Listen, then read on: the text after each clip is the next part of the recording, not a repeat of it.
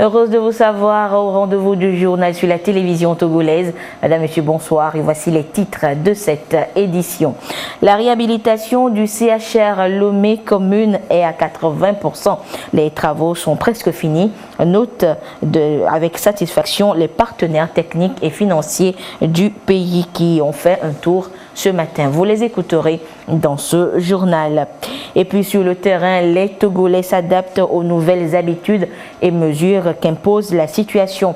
Dans les pharmacies comme dans les centres de santé, la vie a changé, comme vous allez le voir dans cette édition.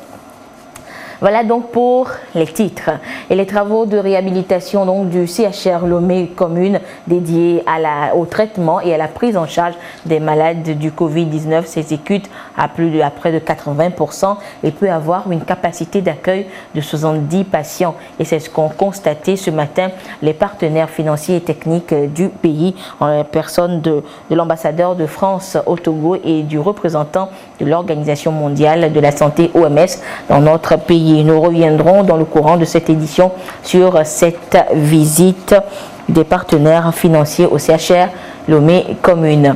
Et sachez que le Fonds monétaire international a annoncé lundi dernier à Washington le versement d'une aide d'urgence à 25 pays parmi les plus pauvres du monde. L'objectif étant de leur permettre de mieux faire face à l'impact de la pandémie du Covid-19. Cette mesure permet de couvrir pour 6 mois les remboursements de la dette envers le FMI et d'allouer une plus grande partie de leurs ressources à leurs efforts en matière d'urgence médicale. Voyons cela avec les explications de Carmen Madji à Kako.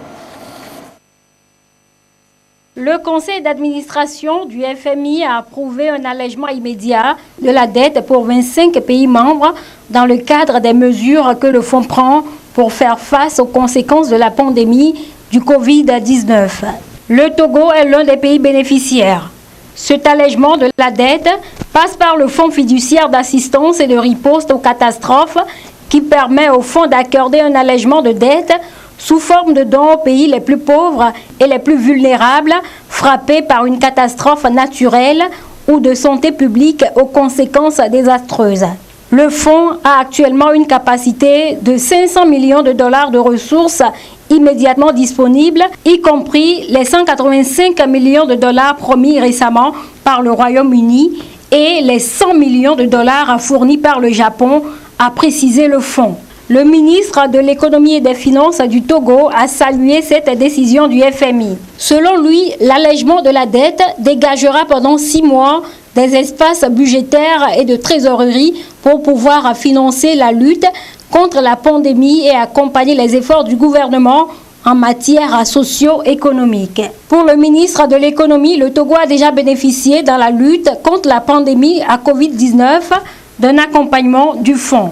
À travers son programme de facilité élargie de crédit FEC, le FMI avait déjà autorisé pour le Togo un décaissement de 131 millions de dollars dans le cadre de la lutte contre la pandémie de coronavirus. Ce montant aidera les autorités à faire face aux complications humaines et économiques de la pandémie, a précisé le ministre Sani Yaya.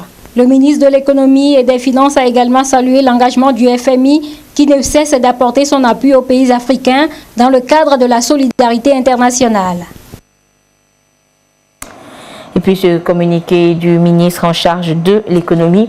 Lors de son message à la nation le 1er avril 2020, le chef de l'État a annoncé la mise en place d'un fonds de riposte et de solidarité de 400 milliards de francs CFA destiné au financement de toutes les actions sanitaires, sécuritaires et sociales mises en œuvre dans le cadre de la lutte contre la pandémie du Covid-19.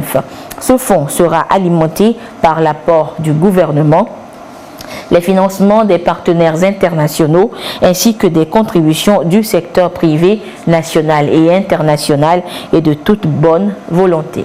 Le ministre de l'Économie et des Finances informe toutes les bonnes volontés désireuses d'apporter leur contribution qu'elles pourront le faire par chèque émis à l'ordre du Trésor public, par virement ou par versement d'espèces sur le compte ouvert à cet effet à Coris Bank et dont le relevé d'identité bancaire est ce qui suit.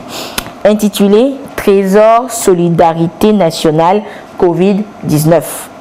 IBAN TG 18 20 10 01 00 12 92 82 41 01 08 SWIFT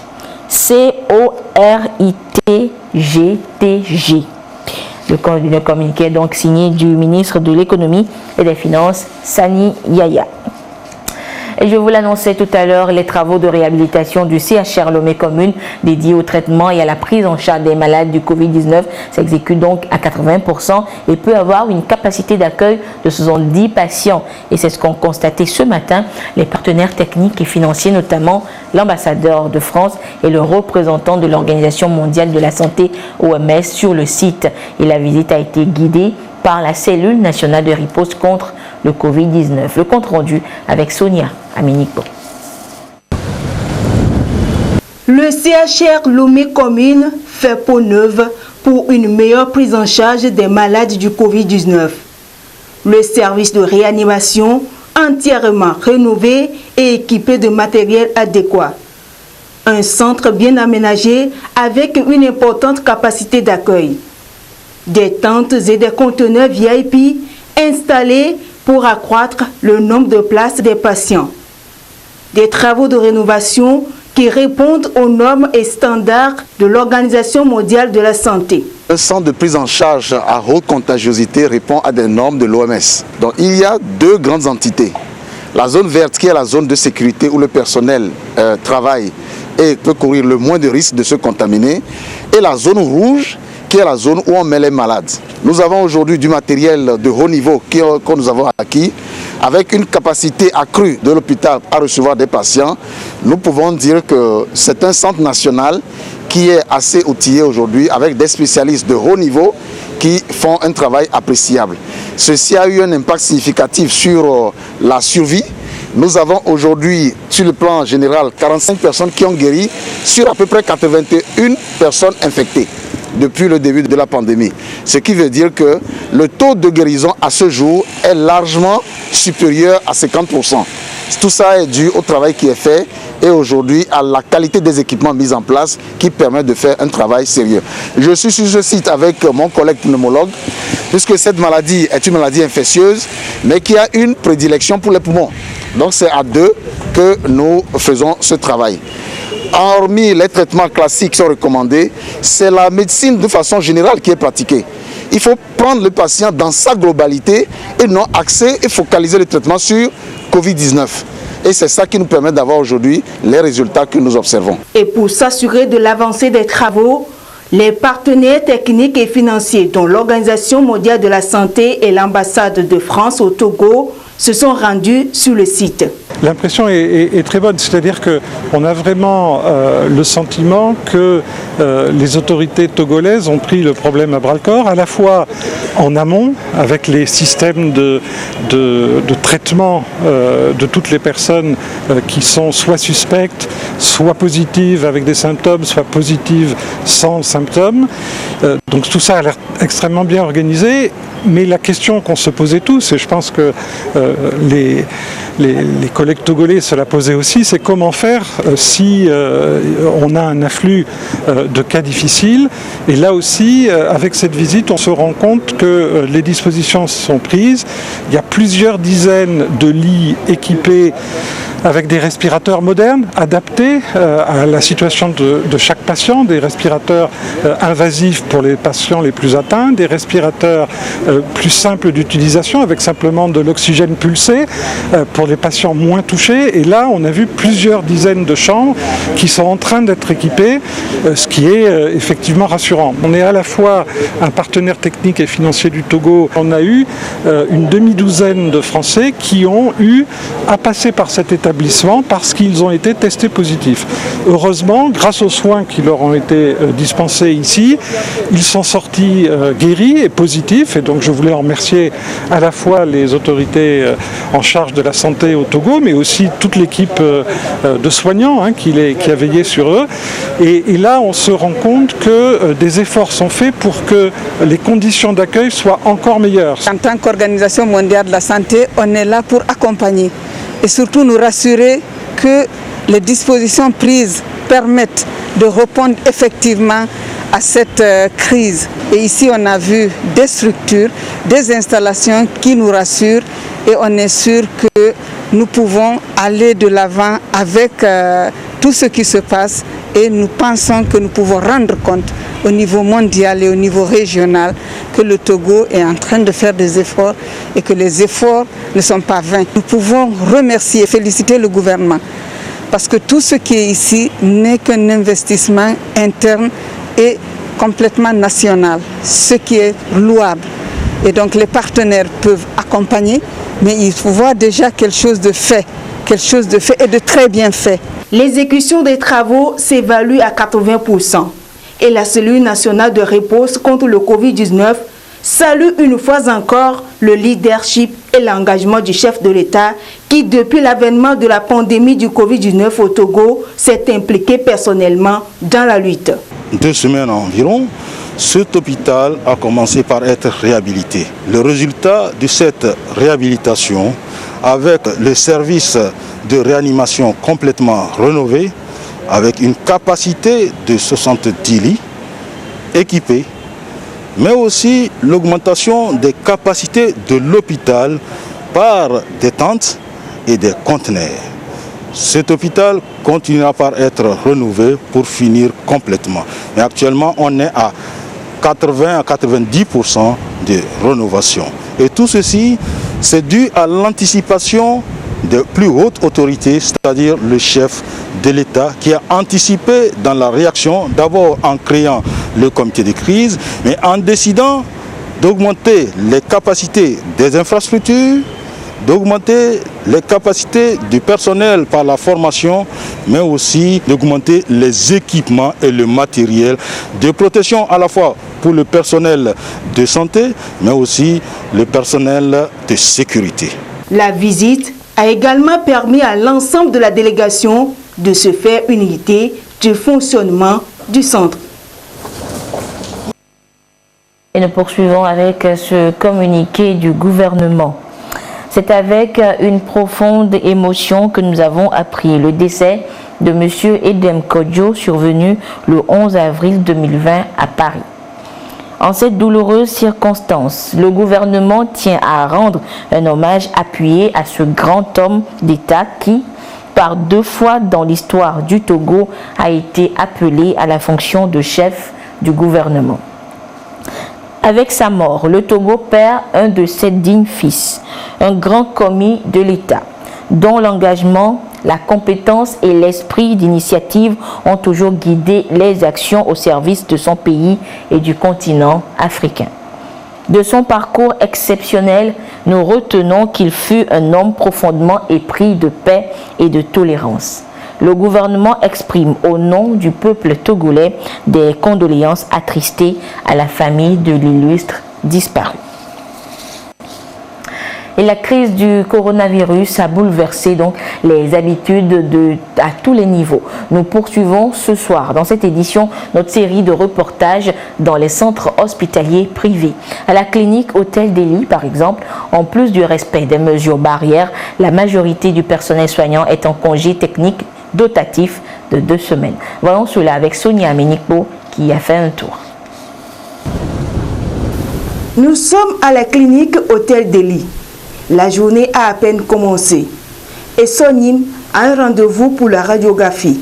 Du portail à l'intérieur du hall de la clinique, en passant par l'accueil, il sera systématiquement soumis au respect des mesures barrières pour lutter contre le coronavirus, ce qui n'était pas le cas il y a encore quelques temps. Le quotidien de la clinique avant la pandémie à virus corona, c'est comme le quotidien de tout autre centre de santé. Les malades viennent, l'entrée de la clinique est libre, il n'y a pas d'examen à faire avant d'entrer dans la clinique. Avec l'arrivée de cette infection, les choses ont changé. L'entrée n'est plus libre. Avant même que vous n'entrez en contact avec qui que ce soit, on vous demande de laver les mains. Après avoir lavé les mains, on va vous prendre la température frontale.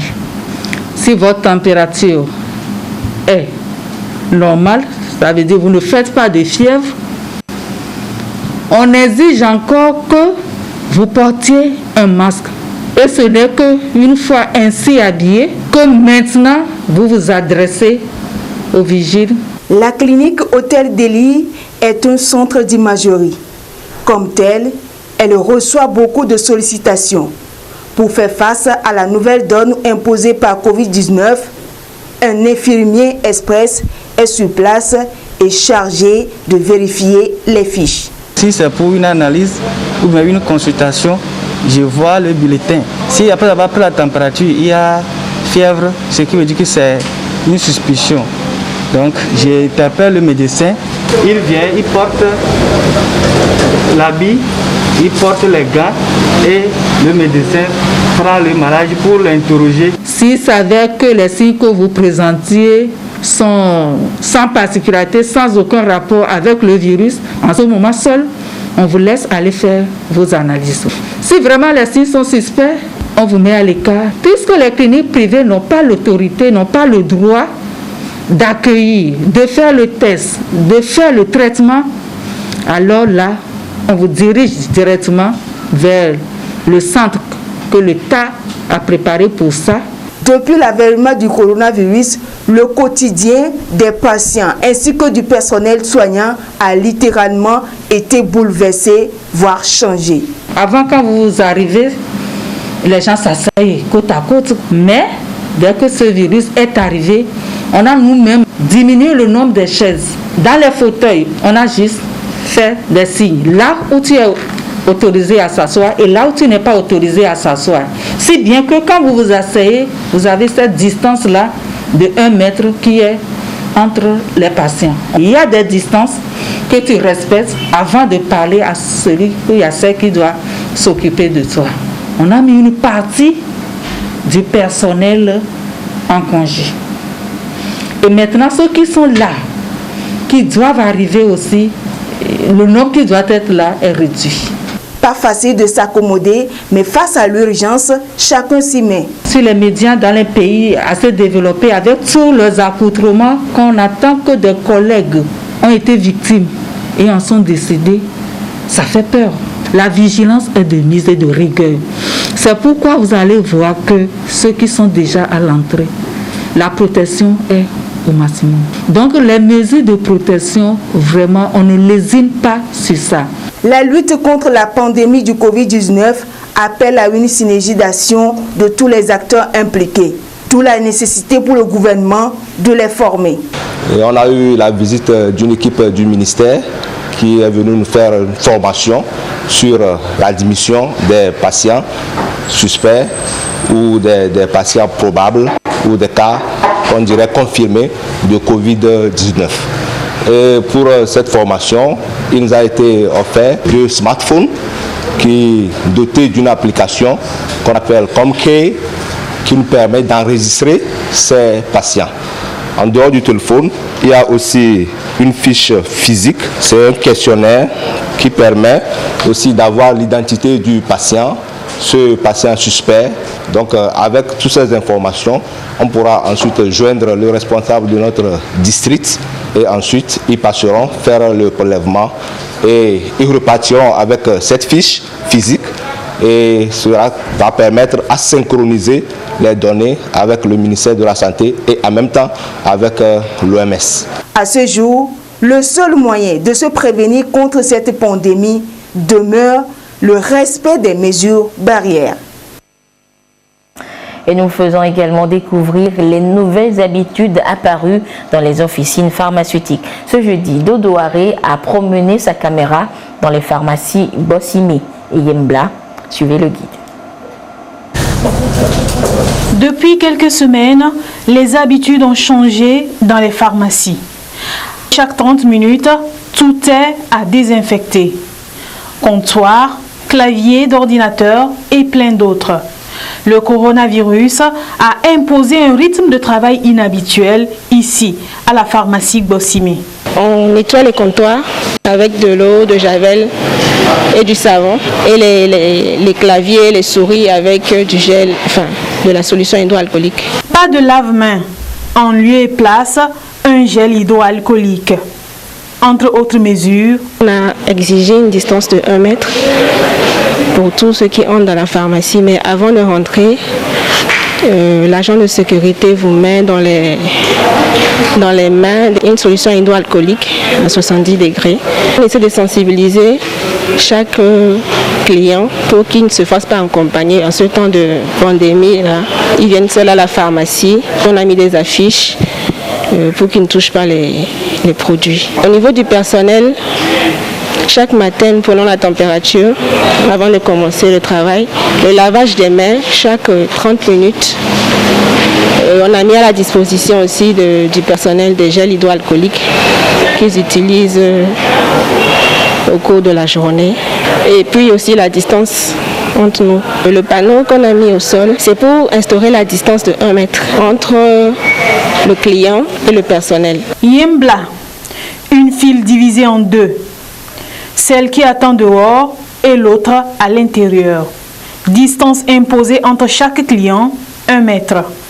L'officine veut minimiser le contact entre les patients eux-mêmes et avec le personnel.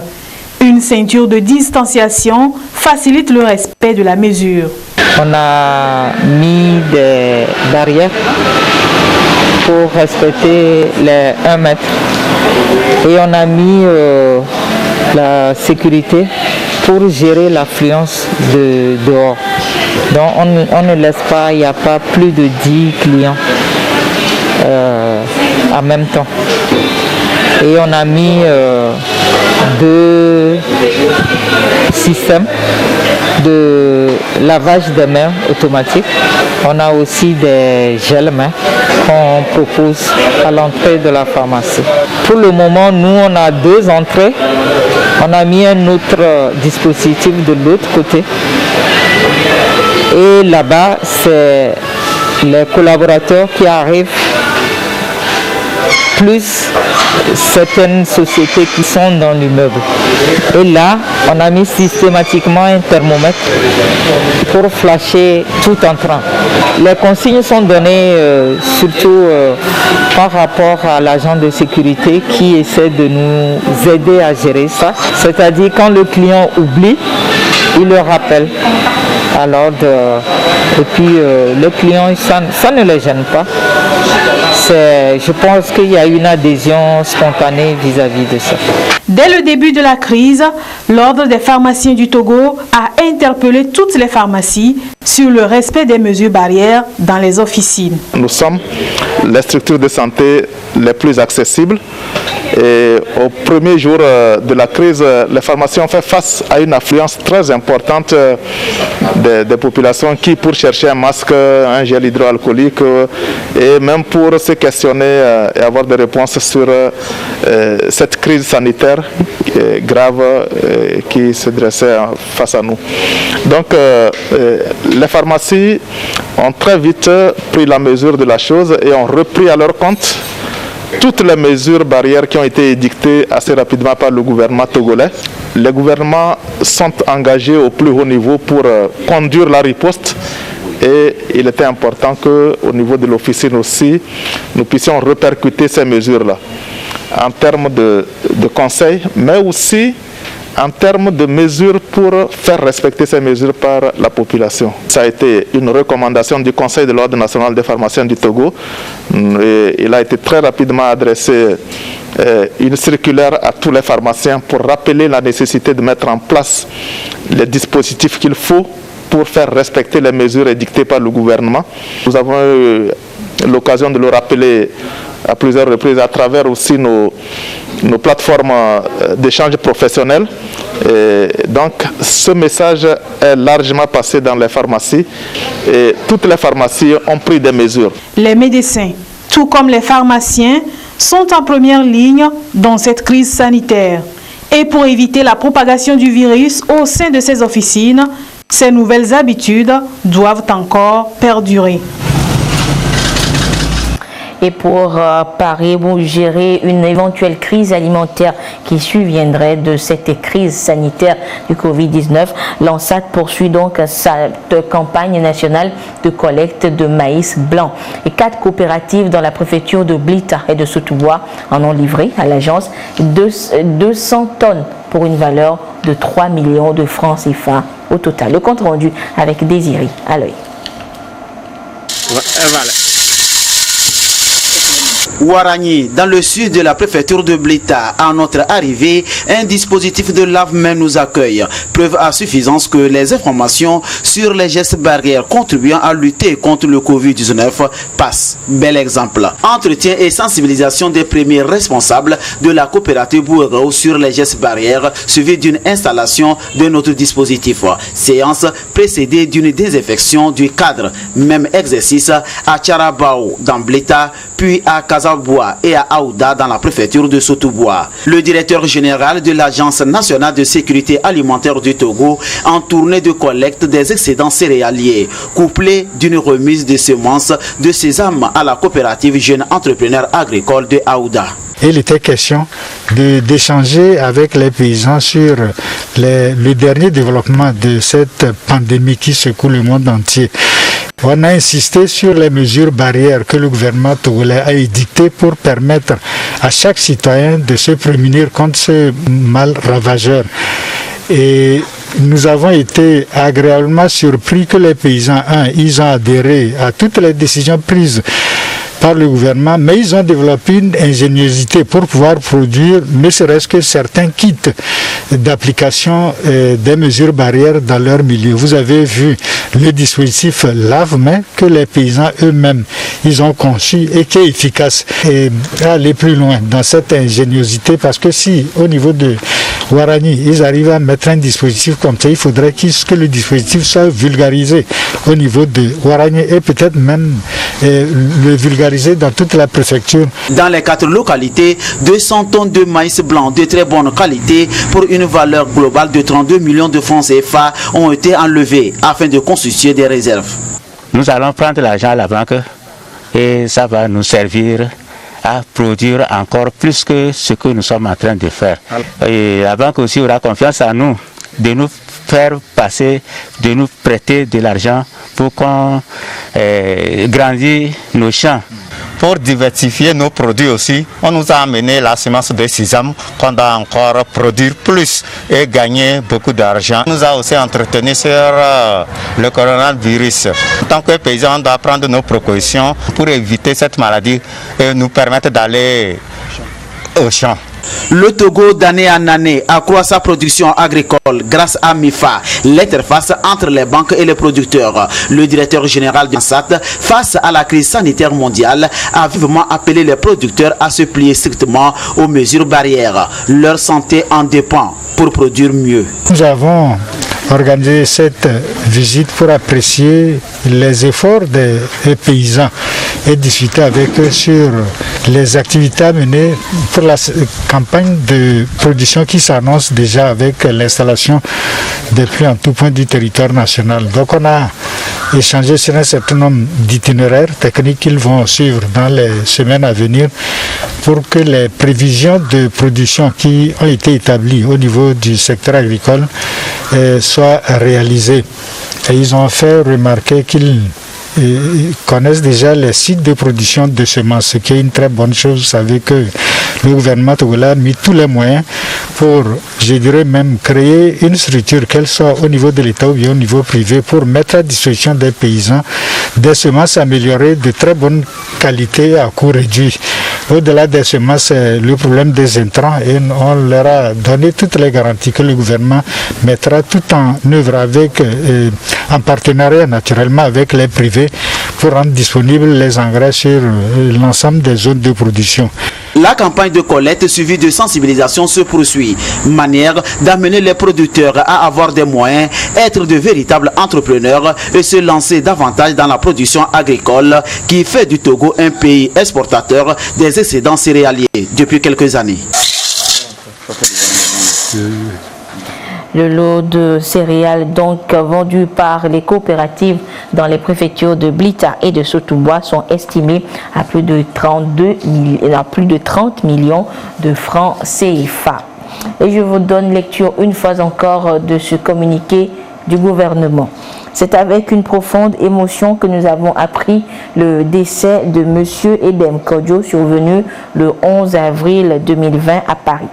En cette douloureuse circonstance, le gouvernement tient à rendre un hommage appuyé à ce grand homme d'État qui, par 2 fois dans l'histoire du Togo, a été appelé à la fonction de chef du gouvernement.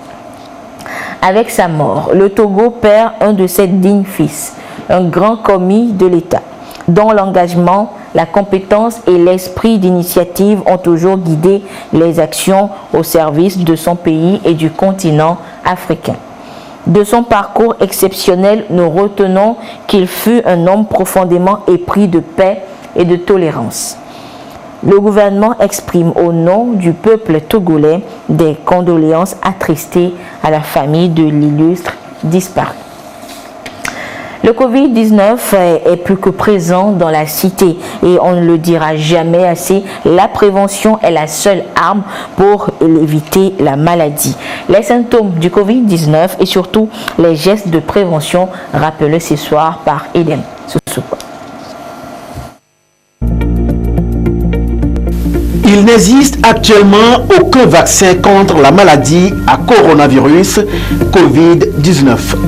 Mais l'on peut réduire le risque de contracter l'infection en nettoyant fréquemment les mains avec un produit hydroalcoolique ou à l'eau et au savon. Autre mesure de prévention, couvrir le nez et la bouche avec un mouchoir, porter des masques chirurgicaux, utiliser le creux du coude quand vous toussez ou éternuez. Le virus se transmet par des gouttelettes respiratoires de la personne infectée lorsqu'elle tousse ou éternue. Ces gouttelettes se propagent à 1 mètre maximum. Le virus peut survivre sur des objets comme des billets de banque si les gouttelettes tombent dessus. Mais le risque est très faible. En cas de doute, évitez tout contact avec le public, s'isoler et appeler des professionnels de la santé. Les personnes infectées par le Covid-19 peuvent n'avoir que peu ou pas de symptômes puisqu'ils s'apparentent à ceux d'un rhume ou d'une grippe. Les symptômes peuvent prendre jusqu'à 14 jours pour apparaître après l'exposition au Covid-19. La maladie se caractérise par des symptômes bénins parmi lesquels un écoulement nasal, un mal de gorge, de la toux, de la fièvre et des difficultés respiratoires. Le temps d'incubation du virus peut aller de 2 à 14 jours.